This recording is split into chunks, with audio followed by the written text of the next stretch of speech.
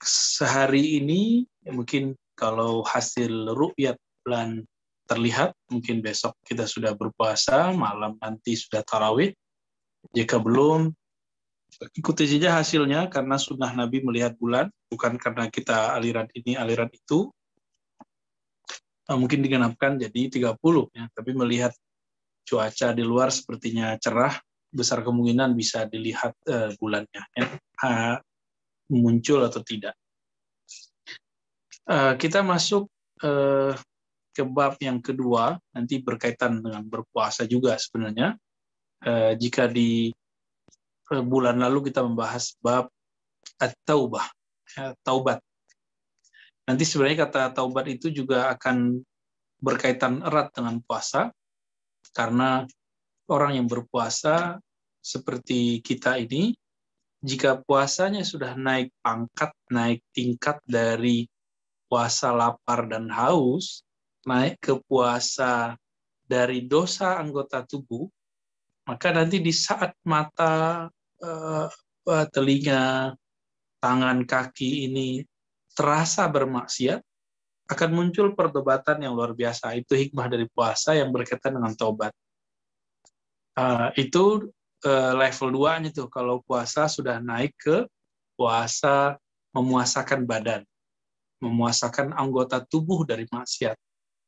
Ada puasa yang ketiga, yaitu mempuasakan kolbu dari selain Allah. Nah, ini lebih sempurna lagi. Kita nggak usah bilang berat, karena sesuatu itu akan mudah jika Allah mudahkan.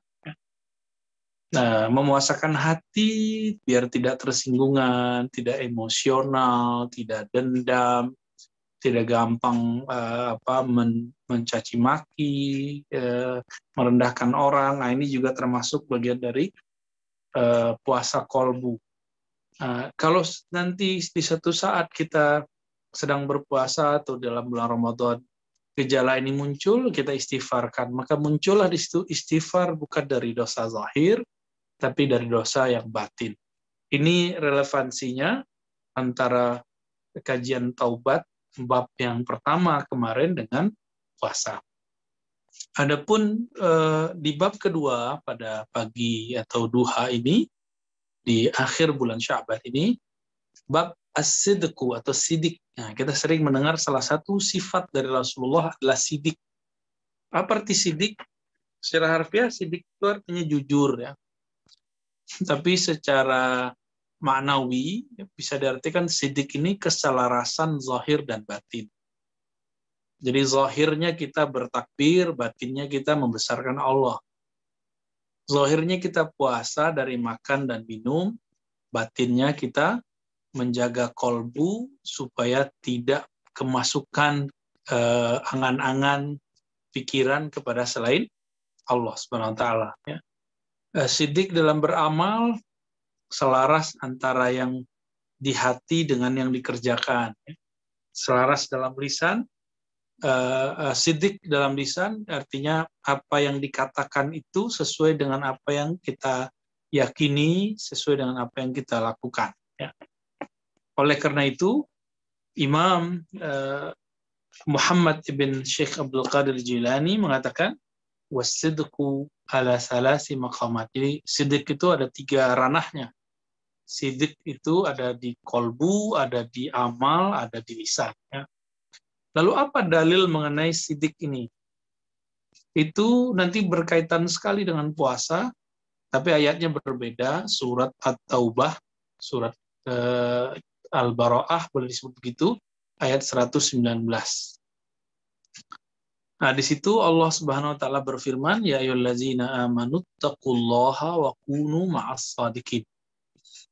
Wahai orang-orang yang beriman, bertakwalah kepada Allah. Nah, takwa itu kan goalnya puasa, ya. Goalnya puasa itu takwa. Wa kunu, dan hendaklah kamu berada bersama, berkomunitas ma'as shadiqin, bersama orang-orang yang shadiq.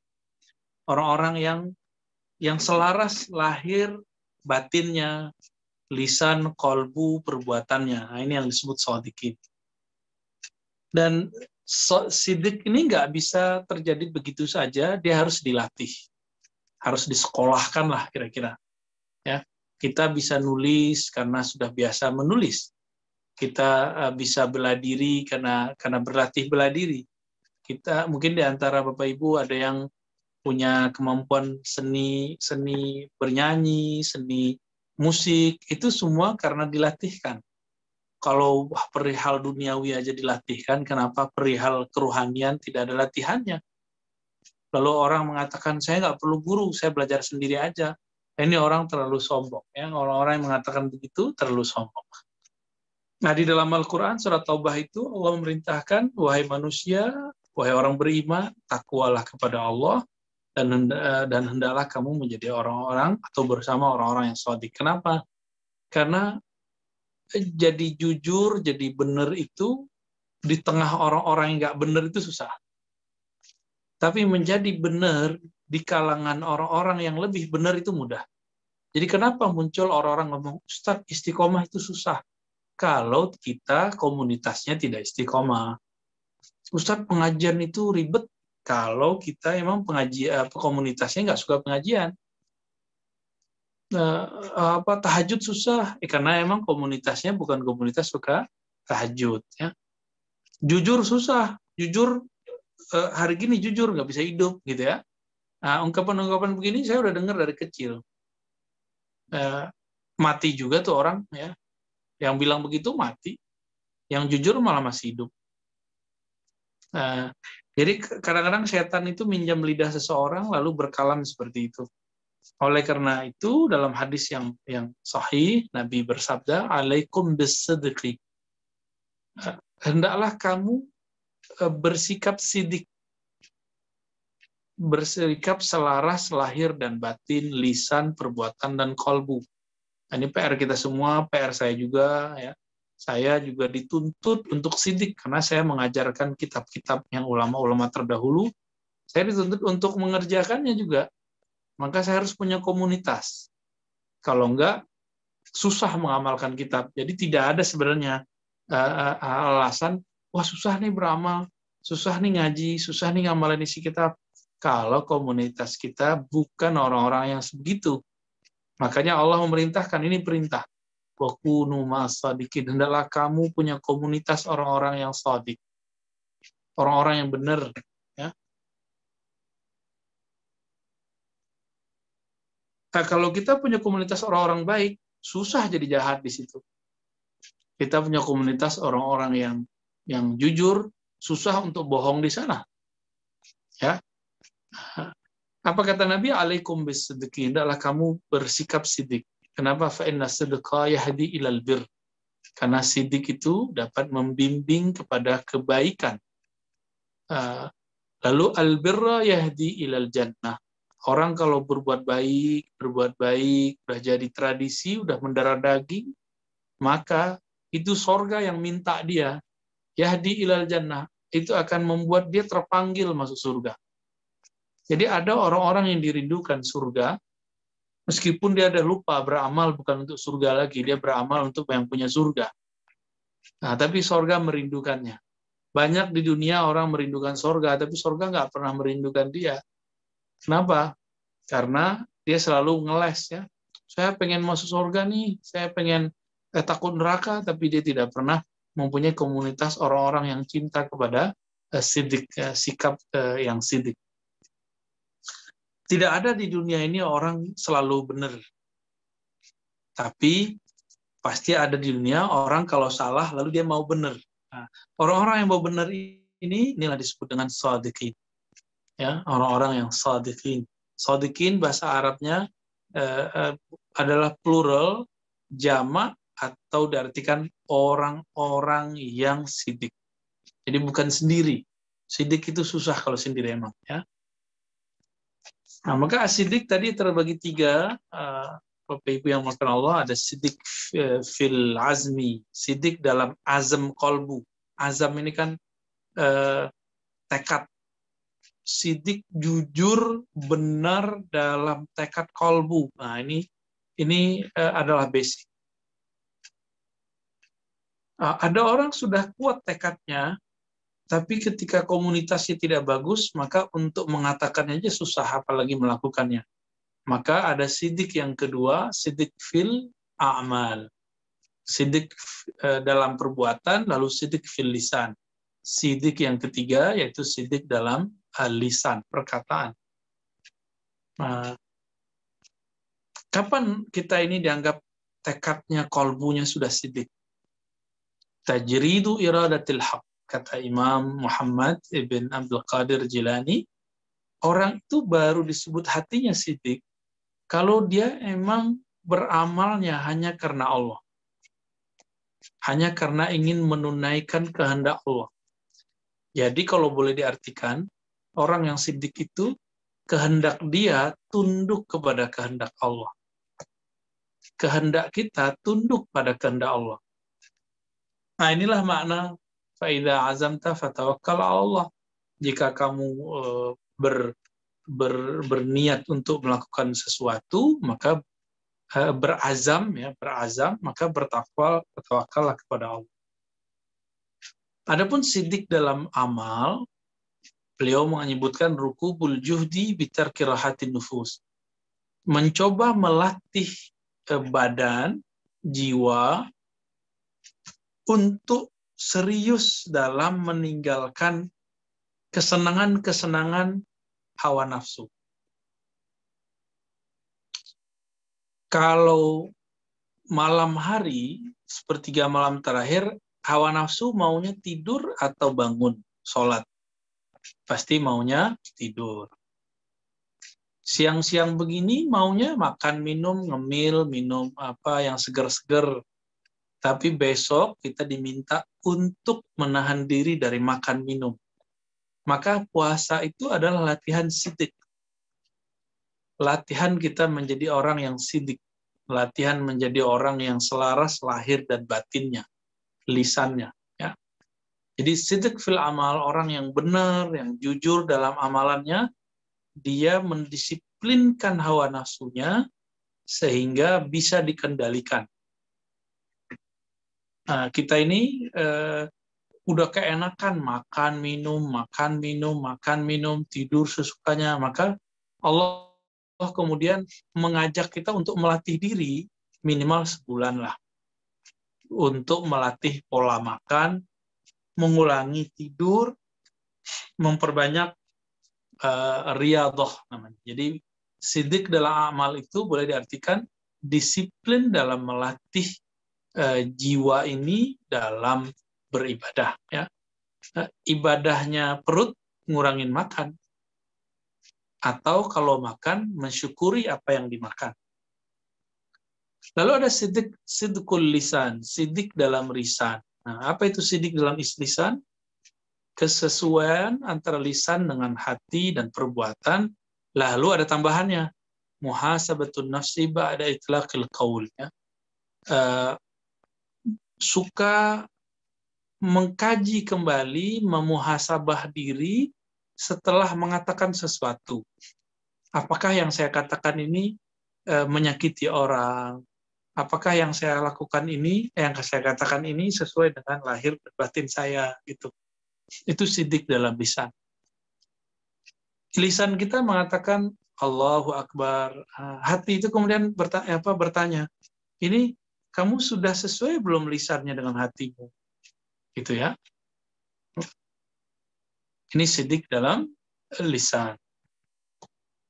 Makanya Bapak Ibu yang dimuliakan Allah,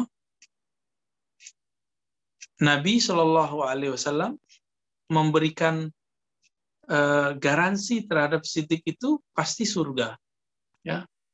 Dan yang paling mengejutkan dalam surat keempat, surat An-Nisa ayat 69, Allah itu meletakkan orang-orang yang sudah menjadi karakternya itu sidik. Nah, orang-orang yang berusaha benar disebut dengan shadiq. Tapi kalau sudah jadi karakter disebut dengan siddiq. Nah, beda-beda tipis ya. Jadi kalau udah jadi karakter nih, namanya siddiq. Jadi kalau masih berusaha untuk menjadi benar disebut shadiq. Nah, coba lihat surah An-Nisa ayat 69 ya. Faulaika ma'alladzina an'amallahu alaihim. Maka mereka, jadi Allah memuji satu kaum, mereka bersama orang-orang yang Allah beri nikmat terhadap mereka. Ternyata nikmat itu, Bapak Ibu, tidak hanya nikmat fulus, nikmat rumah, nikmat pasangan, nikmat anak, nikmat harta, tapi ada nikmat bernama ilmu. Ada nikmat berarti kebahagiaan diri. Ada nikmat ketenangan jiwa. Ada nikmat tobat, nikmat belajar. Nah, itu semua nikmat yang tidak bisa dimaterikan. Ya. Siapa yang diberi nikmat yang tadi, nikmat yang tidak bisa dimaterikan itu? Minan nabiyyin. Golongan paling tinggi itu para nabi. Nomor 2, orang yang sudah berkarakter sidik. Disebutlah siddiq. Ya. Siddiq ini orang yang sudah menjadikan lisannya, perbuatannya, kolbunya selaras semua. Sesuai. Yang diomongin sama yang dilakukan sama, yang dikatakan dengan yang dirasakan sama. Inilah orang-orang siddiq. Dan orang-orang ini tidak perlu pembuktian kalau dalam beriman. Nggak perlu pembuktian, nggak perlu cari pahala dalam beramal. Mereka sudah cukup bisa beramal jadi cukup. Kita ini kenapa belum jadi siddiq, sodik aja belum? Karena kita beramal, itu masih berharap dapat sesuatu dari amalan. Ini mohon maaf ya, Bapak Ibu ini, kalau sholat duha, masih berharap rezekinya lancar. Ya. Dalil mana coba yang menyebutkan bahwa sholat duha melancarkan rezeki? Kan nggak ada. Seandainya rezekinya nggak lancar, masih sholat duha nggak? Nah ini kan penyimpangan dalam kerohanian. Walaupun boleh-boleh aja saya sholat duha, niatnya supaya rezeki dilancarkan. Orang ini jangankan siddiq, sodik aja belum. Kita itu bertambah percaya dengan kejadian luar biasa. Kalau siddiq ini, apapun kejadiannya, kepercayaan dia tetap besar. Mau bahkan di luar ekspektasinya, dia tidak akan berubah. Jadi imannya mereka itu nggak naik, nggak turun, stabil. Nah ini siddiq. Jadi siddiq ini boleh diartikan orang-orang yang diberikan kejujuran, kesetiaan. Jadi arti lain dari siddiq itu kesetiaan kolbu. Kesetiaan kolbu, konsekuensi pekerjaan, amalan zahir, lalu kejujuran lisan. Nah, itu arti dari siddiq. Kalau dalam ungkapan lain. Di antara sahabat Nabi yang dapat gelar siddiq itu Abu Bakar As-Siddiq. Umar aja nggak sampai ke taraf itu, sampai mendekati Nabi wafat baru bisa. Maka Abu Bakar itu nggak perlu melihat keajaiban supaya percaya kepada Rasulullah. Kalau kita kan nggak begitu, ya Allah, kalau hati saya tenang saya baca Quran, kalau nggak saya nggak baca Quran deh. Saya Allah kalau hajat saya nyampe, saya mau sedekah. Jadi kalau nggak nyampe nggak mau sedekah. Makanya orang kita ini suka ngancam Allah, ya, namanya nazar. Jadi tolong kurangi ibu-ibu semua, kurangi bernazar. Karena nazar tidak pernah merubah takdir. Fa'innahu la yughayyirul qadar. Begitu Nabi mengatakan. Takdir itu nggak bisa dirubah dengan ngancam-ngancam Allah. Apa urusannya? Ya. Bahkan Nabi mengatakan, la yastakhrij illa min bakhil. Itu nggak keluar, terlompat, kecuali dari mulut orang-orang yang bakhil. Jadi nazar ini tanda orang-orang yang nggak setia kepada Allah. Dia hanya mau beramal kalau dia dapat benefit. Kalau enggak, dia nggak mau beramal. Nah, ini orang disebut bakhil. Bakhil pelit. Ya. Jadi bab ini mau mengajak kita, Bapak Ibu yang melakukan Allah, mulai dari hari ini, coba niat puasa Ramadannya, karena memang kita percaya kepada Allah, kita percaya kepada Rasulullah, bahwa puasa ini adalah yang terbaik buat kita. Allah. Jadi kalau Allah sudah suruh, pasti baik. Orang tua, Bapak Ibu ini kan sudah jadi orang tua nih, mungkin udah punya cucu. Dulu menginginkan kebaikan untuk anak dengan memerintahkan sesuatu untuk anak. Walaupun anak ini bilang, kok disuruh-suruh mulu gitu. Apakah Bapak Ibu ini nyuruh itu untuk keburukan si anak atau kebaikan? Pasti untuk kebaikan. Apalagi Allah. Allah itu kalau menyuruh sesuatu pasti untuk kebaikan hambanya. Dan itu sudah jaminan. Kalau orang tua kan bisa jadi nggak benar. Nah, inilah siddiq. Iman tanpa syarat. Percaya tidak perlu kasih bukti. Buktinya cukup Rasulullah aja. Buktinya cukup Quran nyampe ke kita, ini sudah bukti bahwa Quran ini benar. Ya, Quran kita di mana-mana kan sama. Quran di sini, di luar sana sama. Yang berbeda cuma riwayat qiraatnya yang berbeda.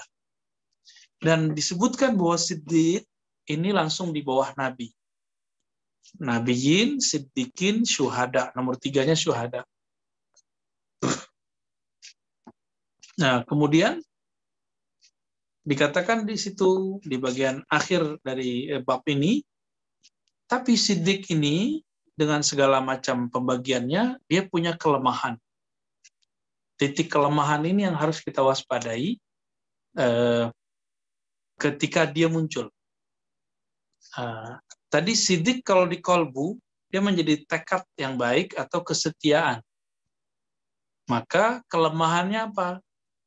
Fa'afatus siddiqi al-azmu, yaitu afatus siddiqil azmi al-ajzu. Jadi kalau orang itu tekadnya udah kuat, di mana nanti syaitan melemahkannya, memunculkan kemalasan. Ini misalnya nih, Bapak Ibu sudah niat mau mengkhatamkan Quran, gak usah banyak-banyak, sedikit aja ya, sekali, 2, atau 3 kali paling banyak, gak usah banyak-banyak. Gak usah terlalu memaksakan diri. Sedikit tapi rutin, lebih baik daripada banyak, musiman. Udah niat setiap malam mau bangun akhir malam. Nah, udah tekad nih, udah tekad kuat sekali. Lalu di mana syaitan kemudian menggagalkannya? Al-ajzu. Syaitan akan melemahkan tekad kita yang tadi itu. Jadi di mana kelemahan daripada tekad itu? Syaitan akan memunculkan ketidaksetiaan, ketidakdisiplinan. Nah, itu namanya al-ajzu. Ya, secara harfiah artinya kelemahan juga. Ya. Tekadnya itu dilemahkan. Paling-paling 10 hari pertama, ya kan? Kita sudah menyaksikan tiap tahun, kita udah tahu masjid kok rame 10 hari terakhir, ya.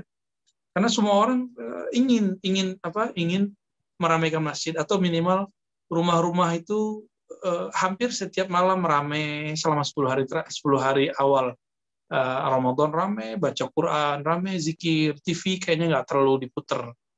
Tapi kok 10 hari kedua sudah mulai ada yang berjatuhan, dan yang paling parah 10 hari terakhir.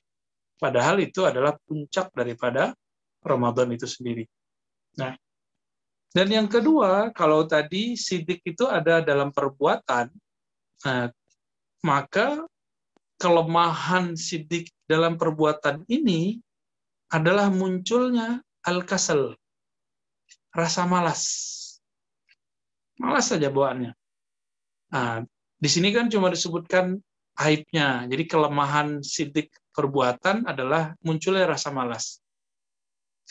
Bagaimana cara mengatasinya? Di kitab ini nggak disebutkan, tapi saya tambahkan. Cara untuk menutupi kelemahan daripada siddiqnya amal dengan adanya rasa malas adalah mengqadha amalan. Nah, ini mungkin bagi sebagian besar kita taunya yang diqadha, yang diganti, qadha artinya diganti, itu cuma amalan wajib. Puasa lewat, kita kemudian menggantinya. Misalnya lagi kita nggak sempat bayar zakat fitrah, fidyah, lalu kita ganti. Itu qadha. Tapi ternyata Nabi untuk mendisiplinkan dirinya, beliau juga mengqadha amalan sunat. Nah, ini unik sebenarnya. Jadi beliau itu pernah sholat witir telat. Pas bangun, ternyata sudah azan subuh. Maka setelah sholat subuh, beliau kemudian sholat witir. Begitu dalam hadis sahih Bukhari dan Muslim. Sahabat mengira sholat subuh menjadi 3 rakaat. Ternyata ketika dikonfirmasi kepada Rasulullah, Rasulullah mengatakan, bukan, aku bukan menambahkan subuh, tapi aku ketinggalan sholat witir. Ya. Jadi Nabi mengqadha amal sunatnya. Coba amalkan ini Bapak Ibu, bahkan di luar bulan puasa. Kebanyakan kita kan taunya sholat witir bulan puasa aja. Padahal witir itu di luar puasa, di bulan puasa sama. Ya. Jadi apa jalan keluar dari kemalasan itu? Mengqadha, menggantinya sesegera mungkin. Jangan diundur sehari 2 hari. Ya. Nah, siapa yang bisa mengatasi ini? Dia baru disebut istiqomah. Kemudian yang terakhir, afatul lisan. Kelemahan lisan. Apa kelemahan lisan? Lisan ini suka ngeles. Nah, bahasa Arabnya di sini ma'arid. Ya. Suka ngeles saja. Suka berkilah. Benar nggak? Karena dia nggak bertulang, jadi dia berkilah suka-sukanya. Jadi, Imam Muhammad bin Abdul Qadir Al-Jilani melihat ini warisan lama ini ya. Warisan yang sudah ada semenjak zaman dulu iblis ada ya. Iblis itu kan suka ngeles ya. Nah, oleh karena itu supaya lisan ini tidak terjebak kepada ngeles tadi, ma'arid tadi, maka sebaiknya kita menghisap apa yang mau dikatakan. Jadi menghisap diri itu ada yang sebelum berkata, sebelum melakukan, ada yang setelah. Kebanyakan orang itu menghisap dirinya setelah dia berbuat. Padahal seharusnya menghisap diri sebelum berbuat. Itu lebih utama daripada setelah berbuat. Karena kalau sebelum berbuat kita akan hati-hati. Nah ini cara jalan keluarnya supaya tidak terjebak kepada kelemahan dari sidik pada lisan atau perkataan.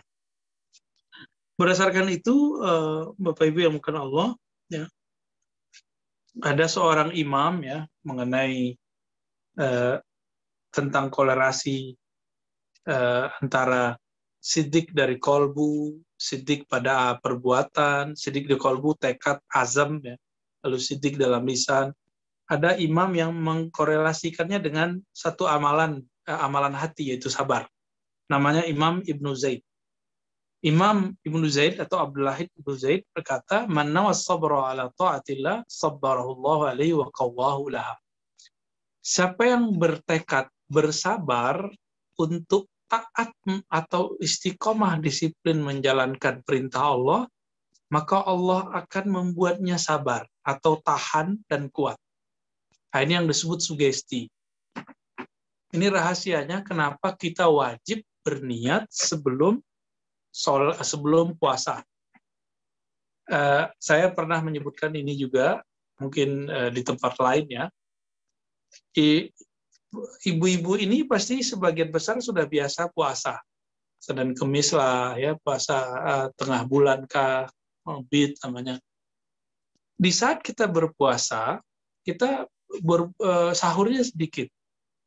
Tapi ketika orang-orang yang tidak berpuasa di waktu sarapan kelaparan, kita nggak lapar. Di jam siang mereka lapar lagi, kita nggak lapar juga. Kenapa itu?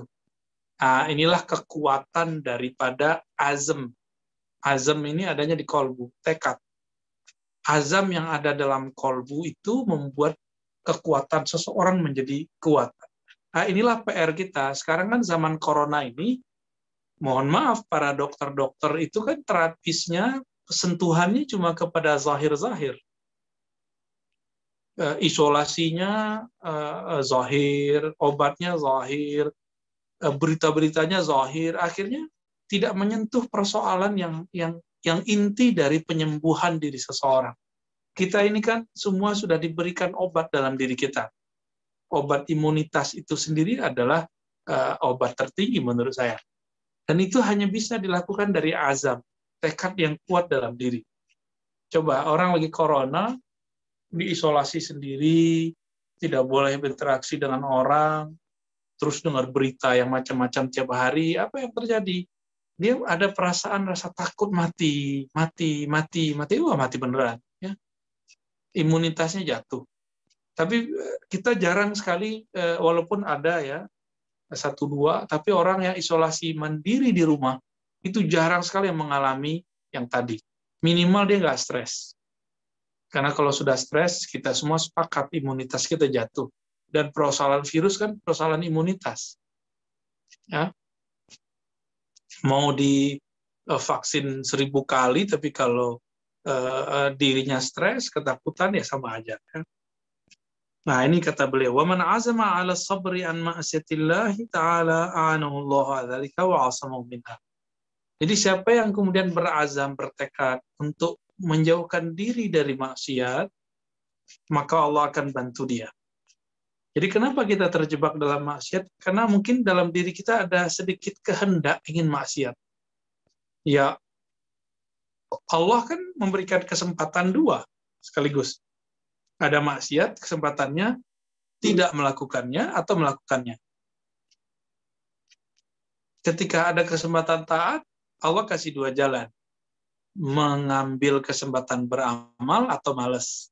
2 aja, dan itu pilihan kita. Dan kita mendapatkan kalam dari Sayyidina Umar. Sayyidina Umar belajar dari Nabi, dari Abu Bakar, maka menemukan satu formulasi hidup dalam dirinya. Apa yang disebut dengan hasibu qabla an tuhasabu. Hisablah dirimu sebelum kamu benar-benar dihisab di akhirat kelak. Jadi hisab itu bisa sebelum kita benar-benar dihisab nanti. Jadi kita mau ngapain besok, coba dihitung-hitung dulu. Kita mau ngomong apa ya. Kalau seorang ustadz, jika dia mau tahu bahwa kalam dia nanti dihisab, dia nggak akan sembarangan. Itu sebabnya Bapak Ibu, saya takut kalau ceramah lepas. Ya, takutnya saya berbicara dengan hawa nafsu saya sendiri. Makanya saya menggunakan kitab. Bukan berarti saya nggak bisa pakai kitab, bisa nggak pakai kitab. Cuma takutnya merasa pinter nanti muncul. Ya. Takut mengulang-ulang kata-kata yang sebenarnya sudah diketahui banyak orang. Nah, untuk menghindari itu, saya mencoba mendisiplinkan diri saya mengajar menggunakan kitab. Ya. Nah, dalam hal ini Ibnu Umar mengatakan ya, hasibu anfusakum qabla an tuhasabu wazinuha qabla an tuzanu. Hisablah dirimu sebelum benar-benar dihisab, timbanglah kesalahanmu sebelum benar-benar ditimbang. Ya. Dan hadis Imam Tirmizi menyebutkan min husni islamil mar'i tarkuhu ma la ya'ni.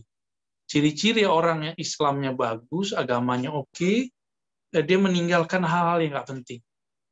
Nah, di umur Bapak Ibu sekarang, termasuk umur saya, walaupun menurut Bapak Ibu umur saya muda, ya, tapi bagi orang di bawah saya, umur saya udah tua. Orang mahasiswa melihat saya ini tua. Apalagi anak-anak saya kecil-kecil itu mandang saya udah tua. Sama, saya melihat Bapak Ibu ini sudah tua. Nah, tapi nanti ada lagi yang udah lebih tua. Jadi lucunya gini, pernah satu kali, salah satu guru saya mengajak murid-muridnya untuk latihan zikir. Latihan zikirnya kepada muridnya, jadi belajar kepada salah satu muridnya. Muridnya ini masih muda. Ada murid yang tua-tua, udah ngaji 40 tahun, ngaji kitab malah kan. Itu beliau ajak, ayo kita belajar zikir yuk. Apa kata yang tua-tua ini, umurnya sekitar 70-an. Tunggu aja Ustaz, nanti kalau udah tua gitu. Padahal umurnya udah 70. Karena guru saya ini umurnya sudah 84. Jadi orang yang 70, kalau gaulnya main 80, dia ngerasa muda. Benar Bu ya? Orang yang 50 tahun ngerasa muda, karena temannya 60 tahun. Begitulah seterusnya. Jadi kita ini sering lupa. Nah, akhirnya dipaksa sama beliau. Apa katanya? Kalian udah ngaji berapa tahun ya? Dulu bilang nanti. Ternyata nggak jadi-jadi. Alhamdulillah mereka kemudian belajar zikir. Dan itu terwujud. Ya. Jadi Bapak Ibu yang makan Allah, bab kedua dari kitab ini merupakan pencapaian rohani kedua setelah tobat. Jadi tobat ini menyesal kalau salah. Kalau sidik ini sebelum salah, apa yang kita lakukan? Bersikap sidik. Sidik dalam hati, tekad untuk berbuat baik, setia, sidik dalam lisan, berkata yang benar, sesuai dengan apa yang kita lakukan, sidik dalam perbuatan, melakukan apa yang dikalamkan dan yang ditekadkan. Jadi ini pencapaian kedua setelah tobat. Jadi kalau tobat setelah beramal, kalau sidik ini sebelum beramal. Ini perbedaannya. Nah, semoga kita bisa mengkorelasikan ini dengan kehidupan kita sehari-hari, terutama esok kita mau berpuasa. Nah, puasa ini sebelum puasa kita latihan sidik, namanya niat. Jadi nanti kalau imam di masjid, kalau Bapak Ibu ke masjid, kalau nggak di rumah, setelah sholat tarawih atau sholat isya, lalu berniat. Nawaitu shauma ghadin. Aku niat berpuasa esok hari. Boleh dengan bahasa Indonesia, bahasa Jawa, bahasa Sunda, bahasa Minang, bahasa Bugis. Itu boleh, terserah. Yang penting isinya, aku niat puasa karena Allah, bulan Ramadan wajib. Gitu ya. Apapun lafaznya, yang penting ada niat aku puasa. Nah, ini latihan mengkolerasikan lisan dengan kolbu. Nah, tinggal besoknya. Besoknya coba kita lihat perbuatannya nyambung atau tidak. Niat itu, an-niyatu far'un minas sidqi. Niat yang kuat, tekad yang kuat, itu adalah cabang pertama atau muqaddimah daripada sidq. Orang bersikap sidq. Maka mari kita sering-sering berniat kebaikan, mensugesti diri dalam kebaikan, insya Allah nanti Allah tulis kita sebagai siddiqi. Amin ya rabbal alamin. Saya kembalikan ke Ibu Rosana ya, silakan.